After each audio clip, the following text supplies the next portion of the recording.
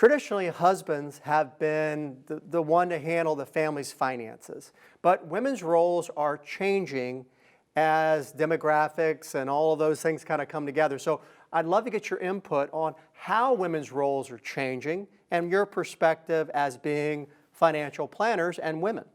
Chloe? Yes, well, in previous generations, we've seen a lot of women who stayed at home and took care of the children.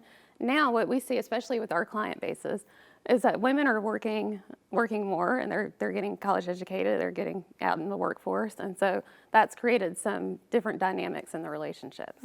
Okay, good. Lauryn? We're also seeing that women are getting married later in life. You know, people are dealing with student loans and they're building their career. And so with them not only going to work, but also building the career and taking some time to focus on that, there's not two people in the household. And so women are having to spend more time organizing their finances on their own and be more active and take a role in that.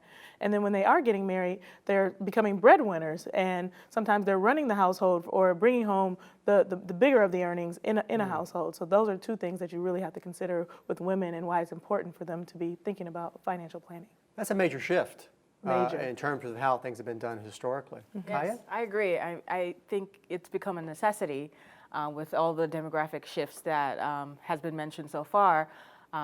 There's been a rise in two-income households, and families are realizing that they can't just have the man working and bringing home the bacon and also handling the finances and the budget. So families have had to sort of do a division of labor to say, okay, they both need to understand how the finances work, where the investments are, and also specifically for women, women live longer than men. So when I work with couples, I like to prepare them for, the potential 3Ds that might happen, and those are death, disability, and divorce. So if the finances are one-sided and only one half of the couple is handling everything, it becomes really hard for the other person to adjust if, the primary spouse is disabled or if they get divorced. So I think it's good planning that both spouses know exactly where their money is going, how they're investing, and partner together